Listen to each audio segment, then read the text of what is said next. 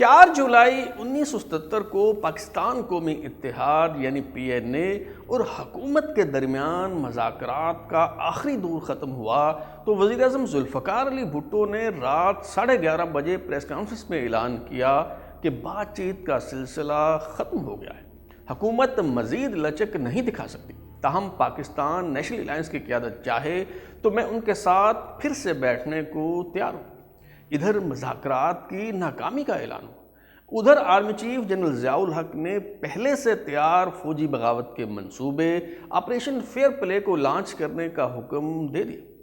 کور commander Rawalpindi lieutenant general Faiz Ali Chishti جو اس غیر آئینی مہم جوئی کو لیڈ کر رہے تھے، انہیں منتخب سیاسی حکومت کا تختہ الٹنے کا حکم دیتے ہوئے جنرل ضیاء الحق نے کہا، مرشد مروا نہ دینا۔ بڑی مونچھوں والے یہ جرنیل جنہیں جنرل ضیاء الحق مرشد کہا کرتے تھے اور جن کے بارے میں یہ تاثر ہے کہ اس فوجی مارشل لا کے حقیقی ماسٹر مائنڈ وہی تھے، ان کا پراسرار کردار چیستہ میں لپٹی ایسی پہیلی ہے جسے آج تک حل نہیں کیا جا سکا۔ کیا جنرل فیض علی چشتی واقعی ویلن تھے یا پھر انہیں ویلن کے روپ میں پیش کیا گیا؟ یہ تاثر کس حد تک درست ہے کہ جنرل ضیاء الحق کی حیثیت تو محض کٹ پتلی کی سی تھی، ورنہ حقیقی قائد انقلاب اور مرد آہن جنرل فیض علی چشتی تھے۔ آج ہم تاریخی حقائق کی روشنی میں یہی جاننے کی کوشش کریں گے۔ ترازو کے سلسلے پاکستان کے جرنیل کی نئی قسط کے ساتھ میں ہوں بلال غوری اور آپ دیکھ رہے ہیں ترازو۔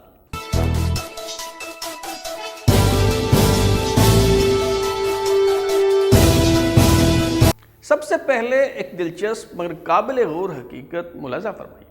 لیفٹیننٹ جنرل فیض علی چشتی نے ریٹائرمنٹ کے بعد اپنی یادداشتوں پر مبنی کتاب دا بیٹریلز آف اینادر کائنڈ لکھی۔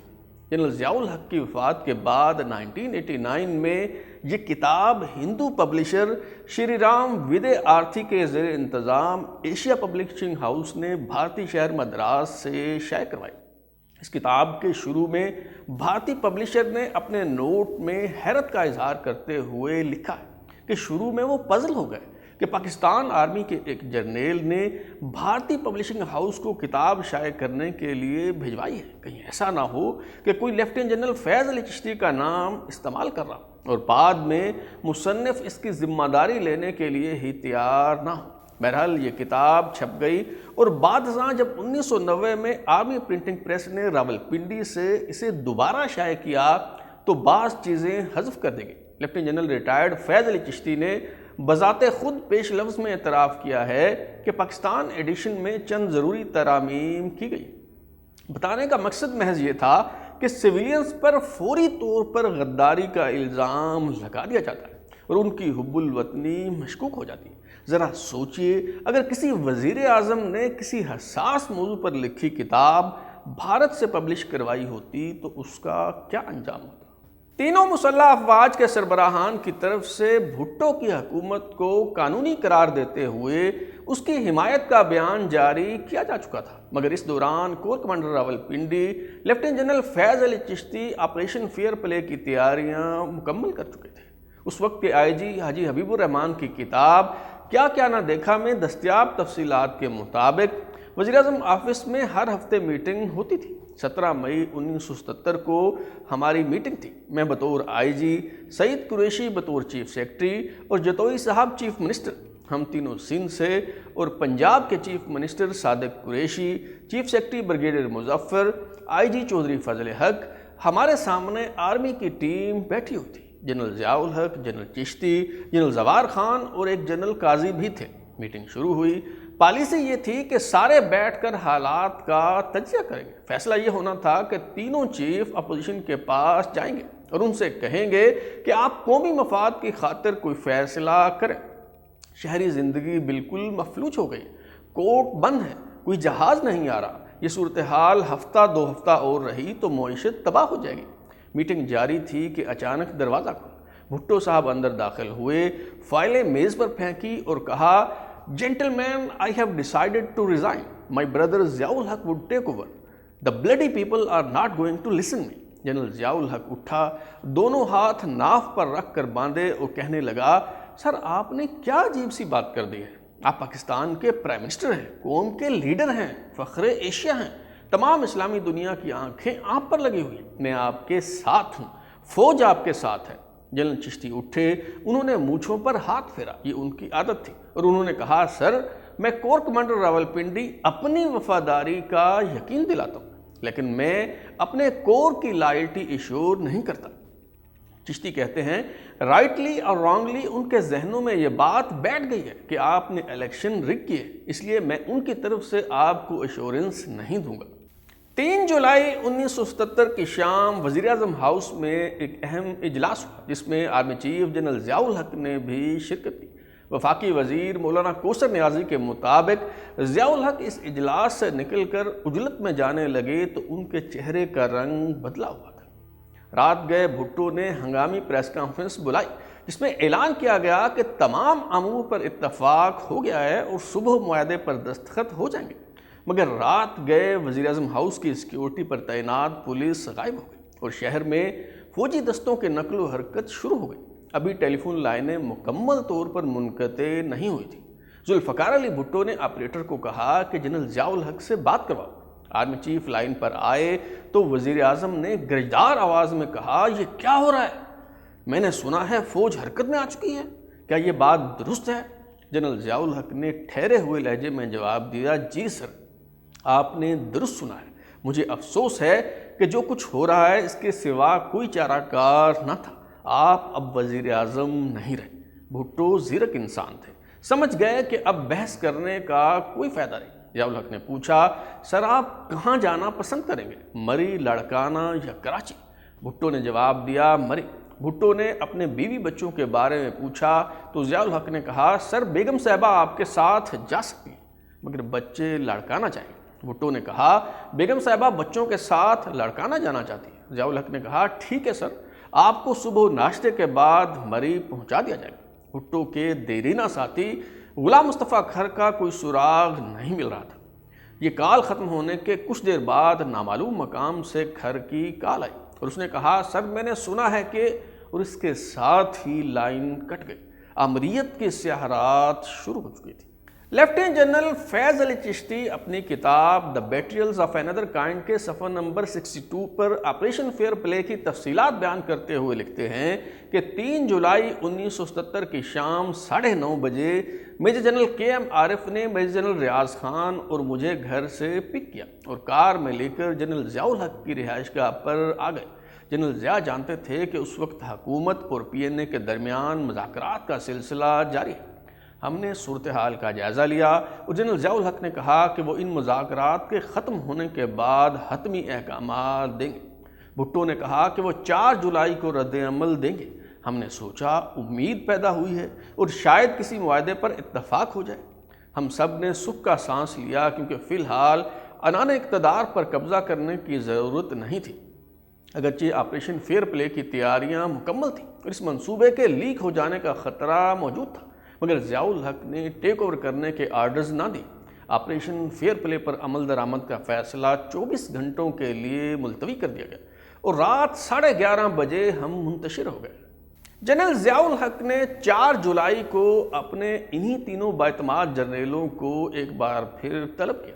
جنرل ضیاء الحق نے وزیر اعظم کو ٹیلی فون کر کے پوچھا کہ وزیر اعظم آفس میں پی این اے سے مذاکرات کے دوران ان کی ضرورت تو نہیں؟ بھٹو نے کہا نہیں، کوئی ضرورت نہیں، وہ باسٹرڈ صحیح راستے پر نہیں آ رہے اور میں نے ان سے ایک اور طریقے سے نمٹنے کا فیصلہ کیا۔ یہ ٹیلی فون کال بند ہوتے ہی general Zia ul Haq corps commander Rawalpindi lieutenant general Faiz Ali Chishti سے مخاطب ہوئے اور آپریشن فیئر پلے لانچ کرنے کا حکم دے دیا۔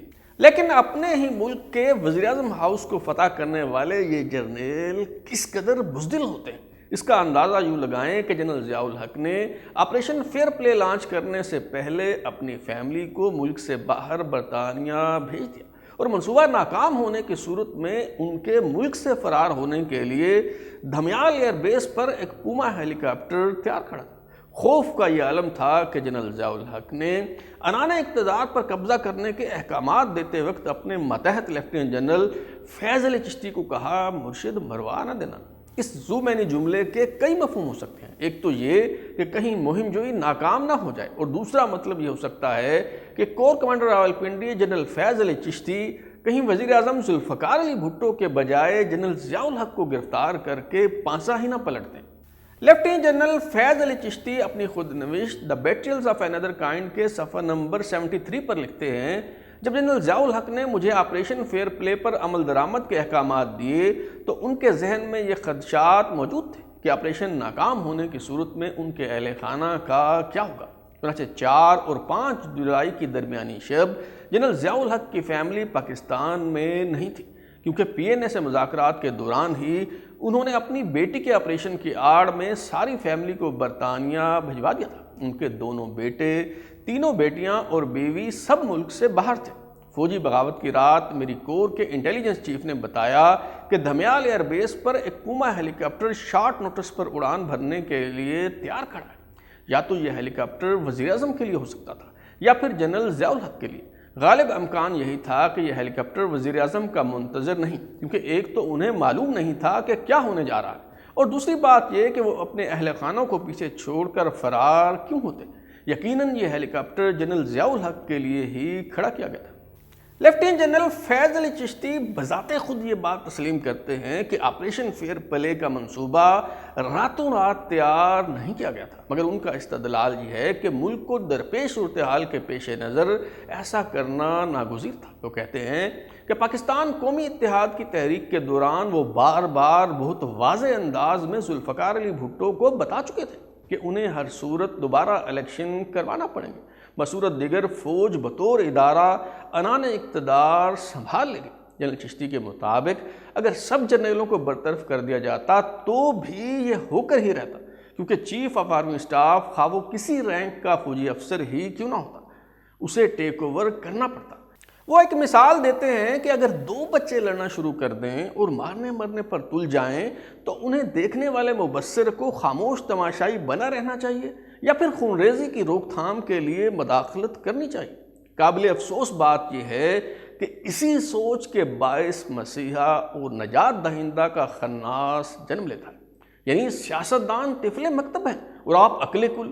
حالانکہ حقیقی صورتحال یہ ہے کہ اگر گھر کے افراد ایک دوسرے سے گتھم گتھا بھی ہوں تو بھی چوکیدار کا یہ منصب نہیں ہے کہ ان کے درمیان ثالث کا کردار ادا کرے یا پھر انہیں بندوق سے ایک کونے میں دھکیل کر گھر کا انتظام سنبھال۔ یہ دعویٰ کیا جاتا رہا ہے کہ corps commander Rawalpindi lieutenant general Faiz Ali Chishti operation fair play کے دوران وزیر اعظم ذوالفقار علی بھٹو اور ان کے خاندان کو قتل کر کے قصہ تمام کر دینا چاہتے تھے، مگر جنرل ضیاء الحق نہیں مانے۔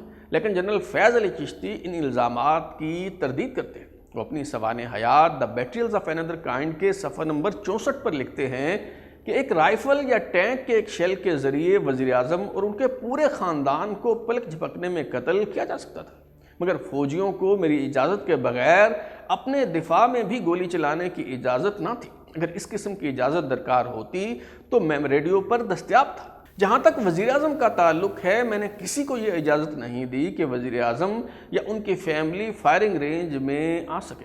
وزیر اعظم آفس کو سیل کر دیا گیا تھا۔ کچھ لوگ مجھے اس حوالے سے مورد الزام ٹھہراتے ہیں کہ جس رات فوج نے اقتدار پر قبضہ کیا، بھٹو کو اس رات قتل کیوں نہ کر دیا گیا۔ مجھے اس حوالے سے بھی تنقید کا نشانہ بنایا جاتا ہے کہ فوجی بغاوت کی کامیابی کے بعد میں نے جنرل ضیاء الحق کو چیف مارشل لا ایڈمنسٹریٹر کے طور پر مسلط کیوں کیا۔ مجھے ان دونوں اقدامات پر کوئی پچھتاوا نہیں، یہ دونوں کام ضروری تھے۔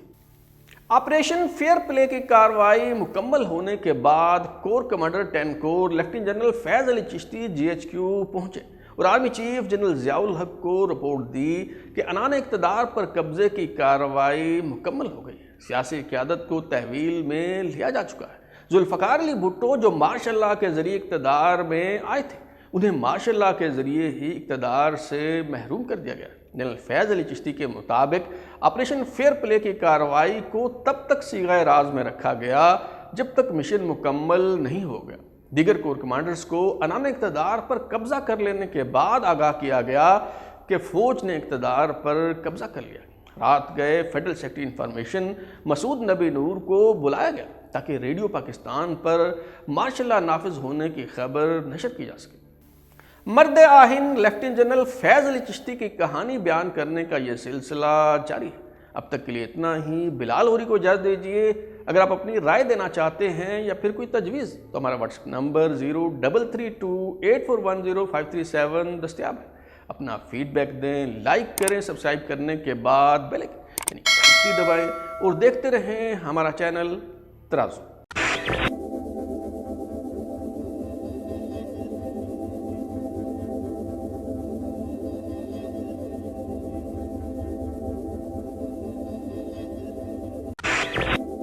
لیفٹیننٹ جنرل فیض علی چشتی جو 5 جولائی کی فوجی بغاوت کے وقت راولپنڈی کے کور کمانڈر تھے اور آپریشن فیئر پلے کے ذریعے ذوالفقار علی بھٹو کی حکومت کا تختہ الٹ کر جنرل ضیاء الحق کو اقتدار میں لائے، ان کی حیثیت کنگ میکر کی سی تھی، مگر وقت آنے پر انہیں دودھ میں سے مکھی کی طرح نکال کر پھینک دیا گیا۔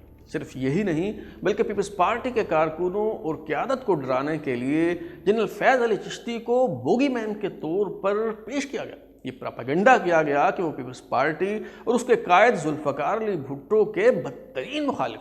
بتایا گیا کہ ذوالفقار علی بھٹو پھانسی دیے جانے سے پہلے ہی موت کے گھاٹ اتارے جا چکے تھے، کیونکہ جنرل فیض علی چشتی نے جیل جا کر ان سے ایک بیان حلفی پر دستخط کروانے کی کوشش کی، اور جب وہ نہیں مانے تو انہیں جان لیوا تشدد کے بعد مار دیا گیا۔ کیا واقعی لیفٹیننٹ جنرل فیض علی چشتی نے جیل جا کر بھٹو سے بدسلوکی کی تھی؟ کیا جنرل ضیاء الحق نے جنرل فیض علی چشتی کو استعمال کیا اور واقعی ان کے ساتھ دھوکہ ہوا، یا پھر ہیں کواکب کچھ نظر آتے ہیں کچھ؟ آج ہم تاریخ کی ورق گردانی کرتے ہوئے یہی معلوم کرنے کی کوشش کریں گے۔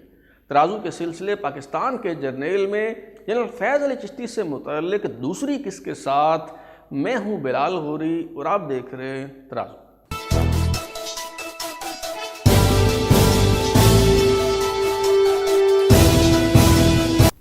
جنرل فیض علی چشتی کا دعویٰ ہے کہ بعض کور کمانڈرز مارشل لا نافذ ہونے کے بعد انتخابات کی تاریخ کا اعلان کرنے کے حق میں نہیں تھے۔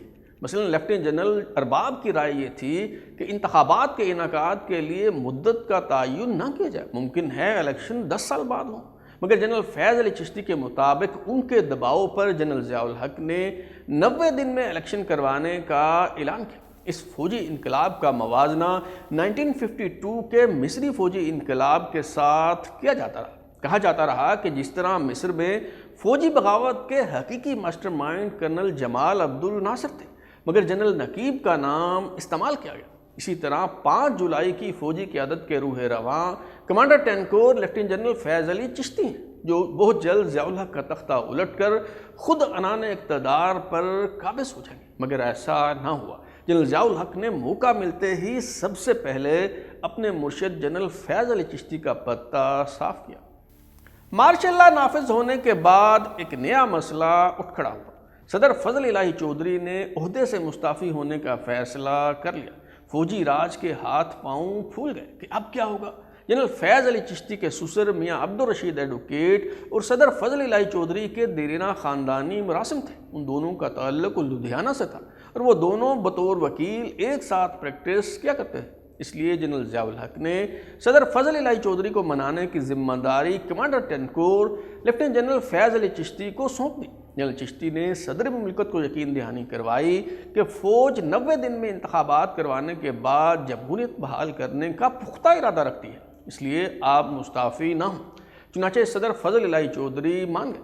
معزول وزیر اعظم ذوالفقار علی بھٹو کو گورنمنٹ ہاؤس مری منتقل کر دیا گیا۔ جب بھٹو مری میں قید تھے تو یہاں ان کی جنرل ضیاء الحق سے پہلی بار ملاقات ہوئی، تو اس ملاقات کے دوران ہی یہ فیصلہ ہو گیا تھا کہ ضیاء الحق کی حیات بھٹو کی موت میں پنہاں ہے۔ بھٹو نے ضیاء الحق کی سرزنش کرتے ہوئے کہا، تمہیں معلوم ہے کہ آرٹیکل 6 کے تحت آئین توڑنے کی سزا کیا ہے؟ یہ بات سن کر ضیاء الحق کے پسینے چھوٹ گئے، اور جیسا کہ اس تصویر میں بھی دکھائی دے رہا، وہ نہایت بے چینی اور اضطراب کی حالت میں اپنی شرٹ کے بٹن کھولتے اور بند کرتے رہے۔ برہان الدین حسن جو اس وقت پی ٹی وی کے ڈائریکٹر نیوز تھے، وہ اپنی کتاب انسینسرڈ میں اس واقعہ کا ذکر کرتے ہوئے لکھتے ہیں کہ ملاقات کی فوٹیج اس قابل نہیں تھی کہ اسے نشر کیا جاتا، لہٰذا انہوں نے فوٹیج سنسر کرنے کے لیے جنرل ضیاء الحق سے براہ راست اجازت طلب کی۔ اور ایڈٹ کرنے کے باوجود محض 3 سیکنڈ کی فوٹیج دکھائی جا سکی۔ جنرل فیض علی چشتی اس ملاقات کے حوالے سے مختلف فرودات بیان کرتے ہیں۔ جنرل فیض علی چشتی کے مطابق جنرل ضیاء الحق اور وہ ایک کار میں سوار تھے، جبکہ میجر جنرل اختر عبد الرحمان جنہوں نے بعد ازاں جنرل کے رینک میں ترقی پائی وہ دوسری کار میں تھے۔ گورنمنٹ ہاؤس مری میں وزیر اعظم ذوالفقار علی بھٹو کے ملٹری سیکرٹری میجر جنرل امتیاز نے ان کا استقبال کیا۔ کمرہ ملاقات میں صرف 3 لوگ موجود تھے، ذوالفقار علی بھٹو، جنرل ضیاء الحق اور لیفٹیننٹ جنرل فیض علی چشتی۔ ذوالفقار علی بھٹو نے گفتگو کا آغاز کیا اور وہ ہرگز ناراض نہیں لگ رہے تھے۔ بھٹو نے کہا وہ فوج کے ٹیک اوور کرنے پر خفا نہیں ہے، شاید صورتحال کا یہی حل تھا، مگر اہم بات یہ ہے کہ مستقبل کی صورت گری کیسے کی جائے۔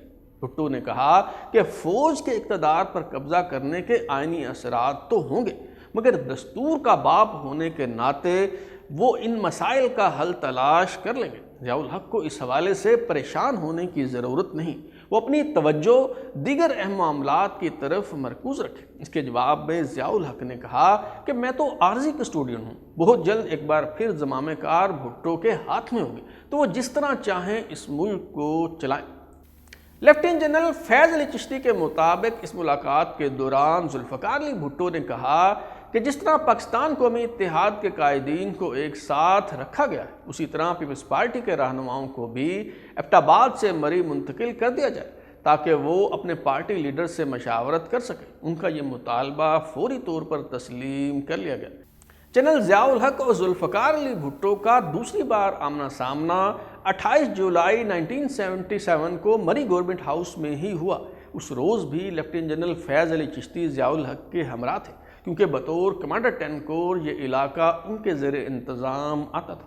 اس ملاقات کے دوران ذوالفقار علی بھٹو نے ایک بار پھر یہ بات دہرائی کہ فادر آف دا کانسٹیٹیوشن ہونے کے ناطے وہ آئینی موشگافیوں کا معاملہ سنبھال لیں گے۔ ضیاء الحق دیگر معاملات پر توجہ مرکوز رکھے۔ اس روز بھٹو کو رہا کر دیا گیا اور 29 جولائی کو ذوالفقار علی بھٹو لاڑکانہ روانہ ہو گئے۔ جنرل چشتی کے مطابق 2 ستمبر 1977 کو ضیاء الحق نے انہیں بتایا کہ ایک اہم مشن پر انہوں نے کراچی روانہ ہونا تھا، مگر کسی اچانک مصروفیت کی وجہ سے وہ نہیں جا سکتے۔ Pakistan air force base Chaklala پر ایک فالکن طیارہ تیار کھڑا، اس پر کراچی جاؤ اور corps commander Karachi, governor Sindh اور martial law administrator lieutenant general Jahan Zeb ارباب سے کہو بھٹو کو گرفتار کر لیں۔ جنرل چشتی نے کہا کہ یہ بات تو محفوظ ٹیلی فون لائن پر بھی کہی جا سکتی ہے، مگر ضیاء الحق نے کہا کہ یہ حساس معاملہ ہے، ذاتی طور پر کراچی جا کر پیغام دینا پڑے گا۔ چنانچہ 3 ستمبر 1977 کو بھٹو کو حراست میں لینے کے بعد لاہور منتقل کر دیا گیا، جہاں ان کے خلاف احمد رضا قصوری کے والد نواب محمد احمد خان کے قتل کا مقدمہ چلایا گیا۔ ذوالفقار علی بھٹو کو اس مقدمے میں سزائے موت سنا دی گئی۔ سپریم کورٹ سے ان کی نظر ثانی اپیل خارج ہو گئی اور جنرل ضیاء الحق نے بھی رحم کی اپیلیں مسترد کر دیں تو محکمہ داخلہ نے انتہائی عجلت میں 30 مارچ کو بھٹو کو پھانسی دینے کے لیے موت کا پروانہ جاری کر دیا۔ چونکہ نظر ثانی اپیل کو خارج ہوئے ابھی 7 روز نہ ہوئے تھے، اس لیے بلیک وارنٹ واپس لینا پڑے اور 1 اپریل کو دوبارہ احکامات جاری کر دی گئے۔ صدر نے بھی اسی دن توثیق کر دی تو 2 اپریل کو بھٹو سمیت تمام ملزموں کو پھانسی کی سزا پر عمل درآمد کا فیصلہ ہوا، مگر پھر تاریخ تبدیل کرنا پڑے کیونکہ مارشل لا حکام چاہتے تھے کہ فی الحال صرف بھٹو کو پھانسی دی جائے۔ آخر مارشل لا حکام اس قدر جلدی میں کیوں تھے؟ رویداد خان جو تب سیکرٹری داخلہ تھے، وہ اپنی کتاب پاکستان اے ڈریم گان سور میں لکھتے ہیں، رحم کی اپیلیں خارج ہونے پر مجھے بالکل حیرت نہ ہوئی۔ ایک موقع پر جنرل ضیاء مجھے کہہ چکے تھے، رویداد صاحب اب تو پھندا میری گردن میں آنا ہے یا پھر بھٹو کی گردن میں، جیسا کہ فرانسیسی دانشور جین پال مرت نے کہا تھا۔ تف ہے اس انقلاب پر جو سابقہ حکومت کی نشانیاں ختم نہ کر سکے۔ ضیاء اس حقیقت سے باخبر تھا اور کسی قسم کا خطرہ مول نہیں لینا چاہتا تھا۔ صرف اور صرف ضیاء کے پاس ہی بھٹو کو تختہ دار تک لے جانے کا حوصلہ تھا، جو کردار سیزر کے لیے بروٹس اور چارلس اول کے لیے کرامویل نے ادا کیا، بھٹو کے لیے وہی کردار ضیاء الحق کو نبھانا تھا۔ فیصلہ ہوا کہ بھٹو کو 3 اپریل کی رات 2 بجے پھانسی دے دی جائے۔ اب کسی نے یہ قانونی نکتہ اٹھا دیا کہ چونکہ صدر کی طرف سے پھانسی کی توثیق کو 48 گھنٹے نہیں ہوئے، اس لیے بھٹو کو پھانسی نہیں دی جا سکی۔ ایک بار پھر پھانسی کا فیصلہ ملتوی کرنا پڑا۔ اب 4 اپریل کی رات 2 بجے کا وقت مقرر کیا گیا۔ لیفٹیننٹ جنرل فیض علی چشتی کا دعویٰ ہے کہ اس بار پھانسی کی سزا پر عمل درآمد ان کی وجہ سے نہ ہو سکا۔ دراصل جنرل ضیاء الحق انہیں قربانی کا بکرا بنا کر برباد کرنا چاہتے تھے۔ منصوبہ یہ تھا کہ بھٹو کی پھانسی کے موقع پر یہ خبر پھیلا دی جائے کہ جنرل چشتی جو بھٹو کے بدترین مخالف ہیں، انہوں نے جیل میں جا کر ذوالفقار علی بھٹو پر تشدد کیا، ان سے بیان حلفی پر دستخط لینے کی کوشش کی، مگر جب وہ نہیں مانے تو ان سے بدسلوکی کی گئی۔ جنرل چشتی کے مطابق جس بیوروکریٹ کو ابتدائی طور پر یہ پروپیگنڈا کرنے کی ذمہ داری سونپی گئی اور انہوں نے معذرت کر لی، ان کے ذریعے جنرل چشتی کو اس منصوبے کی بھنک پڑ گئی اور انہوں نے طے کیا کہ وہ بھٹو کی پھانسی کے وقت راولپنڈی میں نہیں ہوں گے۔ ذوالفقار علی بھٹو کو پھانسی سے پہلے مار دینے کی خبر سب سے پہلے لندن کے اخبار ڈیلی ایکسپریس نے دی۔ بے نظیر بھٹو نے بھی اپنی کتاب دختر مشرق میں اس کہانی کو حقیقت کے قریب تر قرار دیا ہے کہ ان کے والد کو تشدد کر کے قتل کیا گیا۔ بے نظیر کے مطابق فوجی افسران اقبالی بیان لینا چاہتے تھے کہ بھٹو نے خود ہی ضیاء الحق کو اقتدار سنبھالنے کی دعوت دی۔ صادق جعفری نے اپنی کتاب was Bhutto killed before hanging میں اس واقعہ کے مرکزی کرداروں سے بات چیت کے بعد چند بنیادی نوعیت کے سوالات اٹھائے ہیں۔ مثال کے طور پر جیل سپرنٹنڈنٹ چودھری یار محمد دوریانہ سے پوچھا گیا کہ کیا بھٹو کو ان کے سیل میں ہی تشدد کر کے قتل کر دیا گیا تھا، تو انہوں نے تردید کرنے کے بجائے کہا کہ میں کچھ نہیں کہوں گا کیونکہ یہ وہ سوال ہے جو میری ذاتی سلامتی کو خطرے میں ڈال سکتا ہے۔ اسی کتاب میں بھٹو خاندان کی زمینوں کا انتظام سنبھالنے والے مینیجر حاجی نظر محمد لغاری کا بیان بھی شامل ہے، جو دعویٰ کرتے ہیں کہ بھٹو کی گردن پر ایک نشان تو تھا مگر گردن کی ہڈی نہیں ٹوٹی ہوئی تھی۔ اگر انہیں پھانسی ہوئی ہوتی تو پہلے ہی جھٹکے میں گردن کی ہڈی ٹوٹ جاتی۔ سوال یہ ہے کہ اگر بھٹو کو معمول کے مطابق پھانسی ہوئی اور جیل میں اس طرح کا کوئی غیر معمولی واقعہ پیش نہیں آیا تو پھر افواہوں کا بازار کیسے گرم ہو؟ جنرل چشتی کا خیال ہے کہ یہ خبریں خود جنرل ضیاء الحق نے پھیلائیں اور اس کا مقصد یہ تاثر دینا تھا کہ جیل میں بھٹو پر تشدد کرنے والا فوجی افسر کوئی اور نہیں بلکہ جنرل چشتی ہے۔ یوں پیپلز پارٹی کے کارکن ضیاء الحق کے بجائے جنرل چشتی سے نفرت کرنے لگیں گے۔ لیفٹیننٹ جنرل چشتی کے مطابق وہ 2 اپریل کو گلگت میں ریڈیو اسٹیشن جبکہ 3 اپریل کو ایک پل کا افتتاح کرنے کے لیے روانہ ہو گئے۔ جنرل ضیاء الحق نے رابطہ کیا اور پوچھا کہ مرشد آپ گلگت میں کیا کر رہے ہیں؟ جب جنرل چشتی نے اپنی آمد کا سبب بتایا تو انہوں نے خفگی کا اظہار کرتے ہوئے کہا کہ اس وقت آپ کو راولپنڈی میں ہونا چاہیے اور پھر اصرار کیا کہ کل ہر صورت آپ واپس آئیں۔ جنرل چشتی کا خیال ہے کہ 3 اپریل کو موسم کا بہانہ کر کے پھانسی ملتوی کر دی گئی، حالانکہ راولپنڈی اور لاڑکانہ کا موسم ایک جیسا نہیں ہو سکتا اور پھر 730 طیارہ ہر طرح کے موسم میں پرواز کر سکتا ہے۔ اس روز پھانسی ملتوی کرنے کی صرف ایک ہی وجہ تھی کہ جنرل چشتی راولپنڈی میں موجود نہیں تھے۔ جنرل چشتی کے مطابق انہوں نے واپس آنے کا وعدہ تو کر لیا مگر عین وقت پر جنرل ضیاء الحق کو چکمہ دے دیا۔ Lieutenant general Faiz Ali Chishti 3 April کو راولپنڈی آنے کے لیے ہیلی کاپٹر پر روانہ تو ہوئے مگر کچھ سفر طے کرنے کے بعد پائلٹ کو واپس گلگت کا رخ کرنے کا حکم دے دیا۔ صرف یہی نہیں بلکہ چند گھنٹوں کے لیے ریڈیو کمیونیکیشن کا سلسلہ بھی منقطع کروا دیا۔ رات کو 9 بجے آگاہ کیا گیا کہ خراب موسم کے باعث ہیلی کاپٹر کو واپس موڑنا پڑا۔ لیفٹیننٹ جنرل فیض علی چشتی اس حوالے سے چند مزید سنگین انکشافات بھی کرتے ہیں۔ وہ کہتے ہیں کہ جنرل ضیاء الحق نے انہیں گورنر پنجاب بنانے کی پیشکش کی تھی لیکن جب انہوں نے یہ کہا کہ مقدمات کے حوالے سے وہ میرٹ پر فیصلہ کریں گے تو جنرل ضیاء الحق نے ان کے بجائے جنرل سوار خان کو گورنر پنجاب تعینات کر دیا کیونکہ بھٹو کی پھانسی کے بعد رحم کی اپیل گورنر کے ذریعے ہی ان تک آنی تھی۔ جنرل فیض علی چشتی کے مطابق چین آف کمانڈ کو دیکھا جائے تو ڈسٹرکٹ جیل کے انچارج لیفٹیننٹ کرنل رفیع تھے، ان کے اوپر بریگیڈیئر راحت لطیف تھے، پھر راولپنڈی ڈویژن کے martial law administrator major general Saghir Hussain اور ان کے اوپر گورنر پنجاب اور martial law administrator lieutenant general Sawar Khan. Lieutenant general Faiz Ali Chishti کے مطابق وہ کور کمانڈر راولپنڈی تھے مگر جنرل ضیاء الحق نے ان کے معاملات میں براہ راست مداخلت کرتے ہوئے ان کی منشا اور مرضی کے خلاف بریگیڈیئر راحت لطیف کو 111 بریگیڈ کا کمانڈر تعینات کر دیا۔ وہ یہ دعویٰ بھی کرتے ہیں کہ بھٹو کی پھانسی سے جڑے ان تمام کرداروں کو ضیاء الحق کی طرف سے نوازا گیا۔ مثال کے طور پر لیفٹیننٹ کرنل رفیع کو ترقی دینے کے بعد بیرون ملک ملٹری اتاشی بنا کر بھیجا گیا۔ بریگیڈیئر راحت لطیف کو میجر جنرل کے رینک میں ترقی دے دی گئی۔ میجر جنرل صغیر حسین نے نہ صرف لیفٹیننٹ جنرل کے رینک میں ترقی پائی بلکہ بعد از ریٹائرمنٹ اردن میں پاکستان کا سفیر بنا کر بھیجا گیا۔ لیفٹیننٹ جنرل سوار خان کو voice chief of army staff بنا دیا گیا۔ مرد آہن لیفٹیننٹ جنرل فیض علی چشتی کی کہانی بیان کرنے کا یہ سلسلہ جاری ہے۔ اب تک کے لیے اتنا ہی۔ بلال لوری کو اجازت دیجیے۔ اگر آپ اپنی رائے دینا چاہتے ہیں یا پھر کوئی تجویز تو ہمارا واٹس ایپ نمبر 0332841057 دستیاب ہے۔ اپنا فیڈ بیک دیں، لائک کریں، سبسکرائب کرنے کے بعد بیل آئکن یعنی گھنٹی دبائیں اور دیکھتے رہیں ہمارا چینل ترازو۔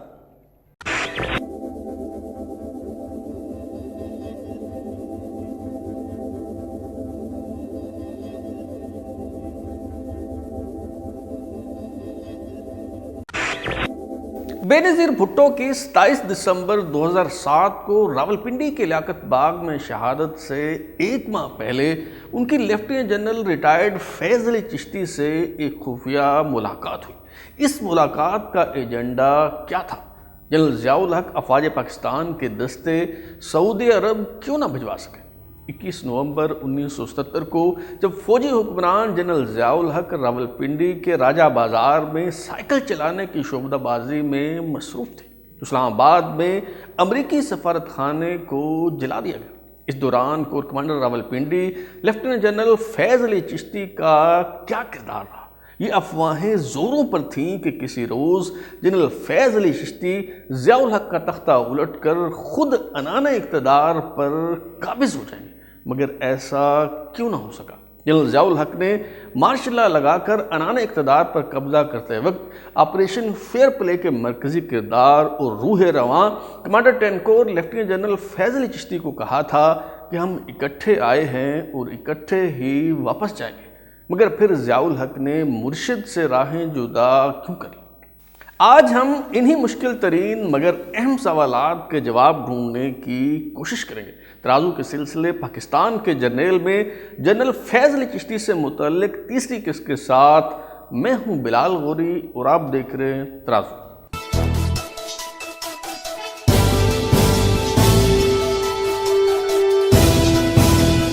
جب بے نظیر بھٹو جنرل پرویز مشرف کے دور میں جلا وطنی ختم کر کے پاکستان واپس آئیں تو سینیٹر انور بیگ کی رہائش گاہ پر ان کی لیفٹیننٹ جنرل فیض علی چشتی سے ایک خفیہ ملاقات ہوئی۔ نومبر 2007 میں ہونے والی اس ملاقات کے حوالے سے رؤف کلاسرا نے دعویٰ کیا تھا کہ جنرل چشتی نے سینیٹر انور بیگ کے ذریعے اصرار کر کے اس ملاقات کے لیے وقت لیا، لیکن جب میں نے اس حوالے سے جنرل چشتی سے رابطہ کیا تو انہوں نے کہا میں نے بے نظیر بھٹو سے کوئی ملاقات نہیں کی۔ میں حیران رہ گیا اور ایک بار پھر سوال دہرایا اور جنرل چشتی سے پوچھا کہ کیا آپ کی واقعی بے نظیر سے کوئی ملاقات نہیں؟ تو اس پہ جنرل فیض علی چشتی نے کہا کہ بے نظیر سے میں نہیں، وہ مجھ سے ملی تھی۔ بالکل ایسے ہی جیسے 1978 میں میرے برطانیہ دورے کے دوران غلام مصطفیٰ کھر مجھے برطانوی ہائی کمیشن کے دفتر میں ملنے کے لیے آئے اور میڈیا میں خبر لگائی گئی کہ میں مصطفیٰ کھر سے ملا۔ جنرل فیض علی چشتی نے کہا کہ یہ بے نظیر بھٹو سے ان کی پہلی ملاقات نہیں تھی، بلکہ اس سے پہلے ان کی نصرت بھٹو اور بے نظیر بھٹو سے برطانیہ میں جام ساکی کے گھر ملاقاتیں رہی ہیں۔ مصطفیٰ کھر کہہ چکے ہیں اور نصرت بھٹو بھی اس بات کو تسلیم کرتی ہیں کہ اگر جنرل چشتی نہ ہوتے تو شاید وہ نہ بچتی، بلکہ اگر میں چاہتا تو سارے مارے جا سکتے تھے، مگر میں نے ایسا کچھ نہیں کیا۔ 13 سالی کے باوجود جنرل چشتی کی آواز میں وہی گن گرج تھی، مگر سماعت متاثر ہونے کی وجہ سے مجھے اونچا بولنا پڑ رہا تھا اور اپنے سوال بار بار دہرانے پڑ رہے تھے۔ بعض اوقات ایک ہی سوال کو 3 بار دہرانا پڑا، تب جا کر انہیں میری بات سمجھ آئی۔ میں نے جنرل چشتی سے استفسار کیا کہ بے نظیر بھٹو صاحبہ ان سے کیوں ملی، اس ملاقات میں کیا باتیں ہوئی؟ تو جنرل فیض علی چشتی نے یہ تفصیلات فراہم کرنے سے انکار کر دیا۔ ان کا کہنا تھا کہ بے نظیر بھٹو اب اس دنیا میں نہیں رہی۔ اس ملاقات کے واحد گواہ سینیٹر انور بیگ تھے، جن کے گھر یہ ملاقات ہوئی، وہ بھی وفات پا چکے ہیں۔ اب ان باتوں کی تصدیق نہیں ہو سکتی، اس لیے میں یہ نہیں بتاؤں گا کہ بے نظیر بھٹو سے کیا باتیں ہوئی۔ جنرل فیض علی چشتی تو اس ملاقات کے حوالے سے لب کشائی نہیں کرنا چاہتے۔ مگر بتایا جاتا ہے کہ اس ملاقات کے دوران لیفٹیننٹ جنرل فیض علی چشتی نے ایک بار پھر اپنے کردار کے حوالے سے وضاحت کی اور بتایا کہ یہ سب جنرل ضیاء الحق کی چال تھی۔ جنرل فیض علی چشتی جو ضیاء الحق کے دور میں وفاقی وزیر بھی رہے ہیں، وہ اپنی خود نوشت دا بیٹریلز آف اینادر کائنڈ کے صفحہ نمبر 99 پر لکھتے ہیں کہ 1979 میں وفاقی کابینہ کے اجلاس کے دوران جنرل ضیاء الحق نے اچانک اعلان کر دیا کہ ہم سعودی عرب فوجی دستے بھجوا رہے ہیں۔ خوشخبری یہ ہے کہ سعودی عرب نے رضامندی ظاہر کر دی ہے، ہم اپنی فوج وہاں بھیجیں گے اور اس کے عوض ہمیں معقول رقم دی جائے گی۔ یہ سن کر میں نہ صرف حیران ہوا بلکہ ہیبت زدہ رہ گیا۔ آپ کو کس نے اجازت دی؟ کیا ہم اجرتی قاتل ہیں؟ اگر فوجی دستے بھیجے جاتے ہیں تو پاک فوج تباہ ہو جائے گی، اس سے نہ صرف پاک فوج میں بے چینی پھیلے گی بلکہ فوج تقسیم ہو جائے گی۔ ایسا ہرگز نہیں ہونا چاہیے۔ جنرل ضیاء الحق اس سخت رد عمل پر دنگ رہ گئے۔ انہوں نے مجھے برا بھلا کہا اور شکایت کی کہ میں تو اس حوالے سے سخت محنت اور جان لیوا کوشش کر رہا تھا۔ وہاں موجود دیگر جنرلوں میں سے صرف جنرل فضل الحق نے میری حمایت کی۔ ہم نے جنرل ضیاء الحق کا راستہ روکا اور پھر جب تک میں سروس میں رہا یہ فیصلہ نہ کیا جا سکا۔ لیفٹیننٹ جنرل فیض علی چشتی کا خیال ہے کہ انہیں ہر موقع پر مرد بحران کے طور پر استعمال کیا گیا۔ مثال کے طور پر جنرل ضیاء الحق نے نومبر 1977 کو سائیکل سواری کا ٹوپی ڈرامہ کیا جو قومی خزانے کو بہت مہنگا پڑا۔ دراصل 21 نومبر کو دہشت گردوں نے خانہ کعبہ پر قبضہ کر لیا تھا۔ جب جنرل ضیاء الحق راولپنڈی کے تنگ بازاروں میں سائیکل سواری کر رہے تھے تو وارث خان چوک کے قریب ان سے خانہ کعبہ پر حملے کے حوالے سے سوال کیا گیا۔ جنرل ضیاء الحق نے کہا کہ انٹرنیشنل ریڈیو ٹرانسمیشن کے مطابق امریکیوں نے خانہ کعبہ پر حملے کے لیے شہ دیے۔ یہ سن کر لوگ امریکہ مرد آباد کے نعرے لگانے لگے اور کچھ ہی دیر میں مشتعل ہجوم نعرے لگاتا ہوا امریکی سفارت خانے کے سامنے پہنچ گیا۔ امریکی سفارت خانے کی عمارت کو آگ لگا دی گئی۔ 400 سے زائد افراد پر مشتمل عملے کی زندگیاں خطرے میں پڑ گئیں۔ جنرل ضیاء الحق نے اس مشکل وقت میں ایک بار پھر جنرل فیض علی چشتی کو یاد کیا اور ٹیلی فون کر کے کہا، مرشد امریکی سفارت خانہ جل رہا ہے، کچھ کرو۔ لیفٹیننٹ جنرل فیض علی چشتی کے مطابق انہوں نے پہلے تو معذرت کی اور کہا کہ یہ پنجاب کے martial law administrator lieutenant general Sawar Khan اور سب martial law administrator Rawalpindi major general Saghir Hussain کی ذمہ داری ہے جو میرے ماتحت نہیں ہے۔ ضیاء الحق نے کہا، یہ سب ناکام ہو گئے، مرشد براہ کرم کچھ کرو۔ لیفٹیننٹ جنرل فیض علی چشتی کے مطابق جب ان کے فوجی دستے 4 بجے وہاں پہنچے تو 2 امریکیوں سمیت 6 افراد ہلاک ہو چکے تھے۔ سفارت خانے کی عمارت میں آگ ابھی تک لگی ہوئی تھی اور مظاہرین اس کی چھت پر چڑھے ہوئے تھے۔ کچھ ہی دیر میں آپریشن مکمل ہو گیا اور وہاں پھنسے ہوئے تمام افراد کو بحفاظت نکال لیا گیا۔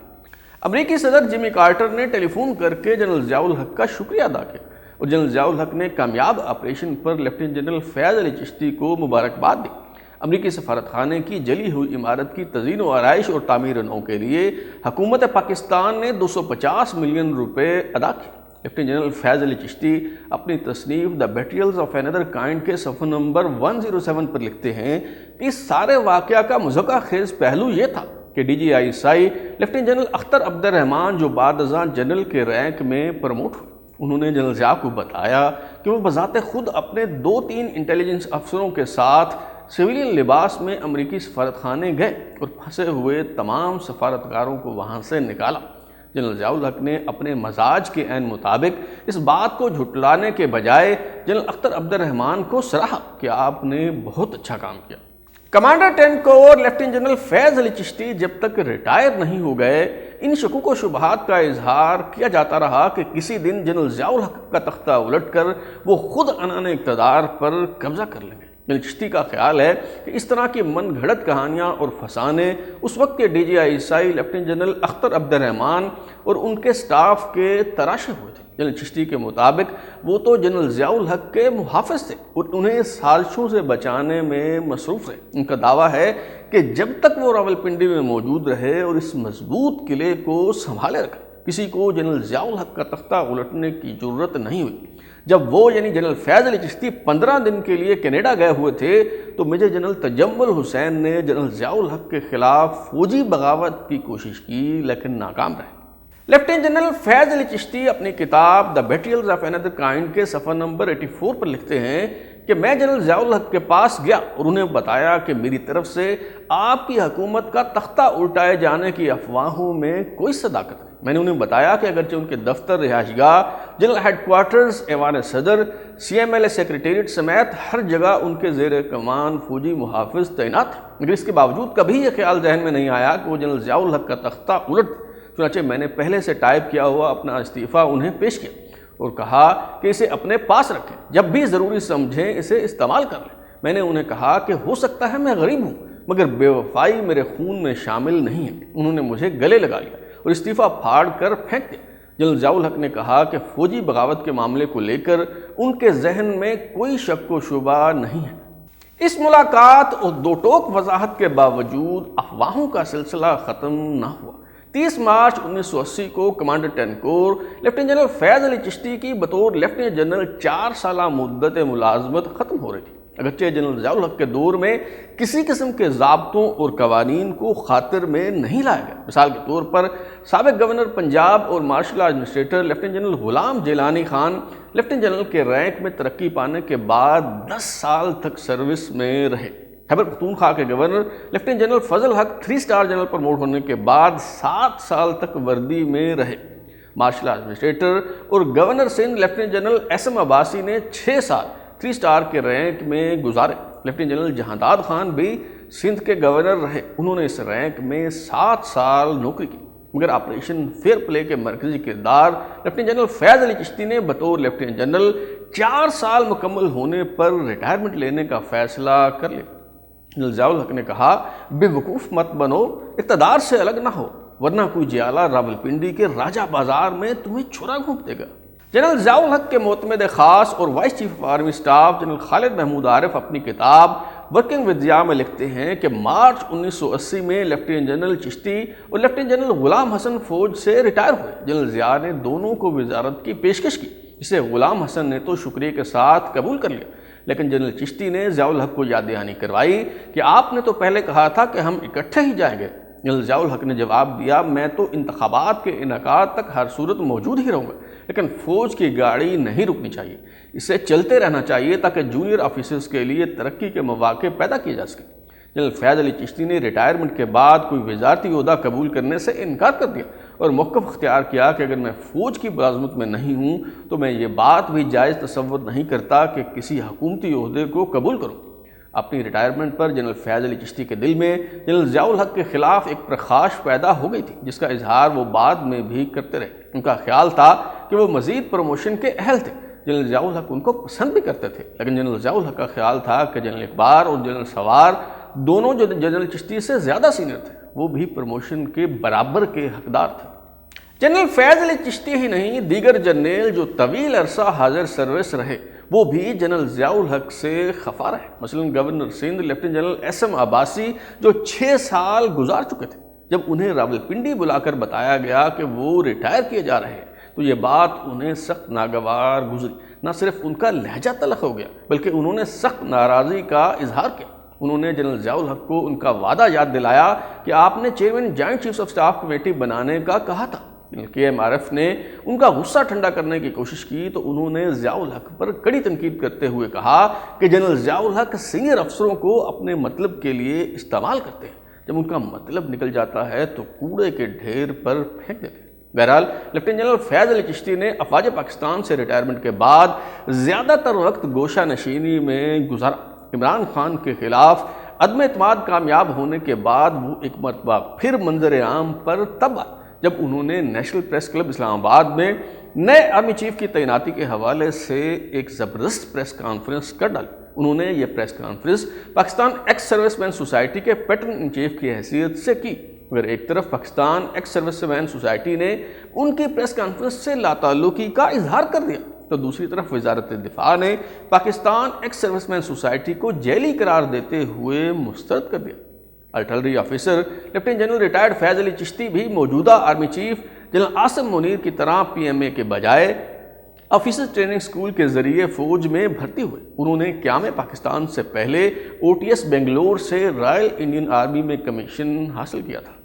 یہ تھی مرد آہین اور 5 جولائی 1977 کی فوجی بغاوت کے اہم کردار lieutenant general retired Faiz Ali Chishti کی رودات تک لیے اتنا ہی۔ بلال اوری کو اجازت دیجیے۔ اگر آپ اپنی رائے دینا چاہتے ہیں یا پھر کوئی تجویز تو ہمارا واٹس ایپ نمبر 033284105337 دستیاب ہے۔ اپنا فیڈ بیک دیں، لائک کریں، سبسکرائب کرنے کے بعد بیل آئکن یعنی گھنٹی دبائیں اور دیکھتے رہیں ہمارا چینل ترازو۔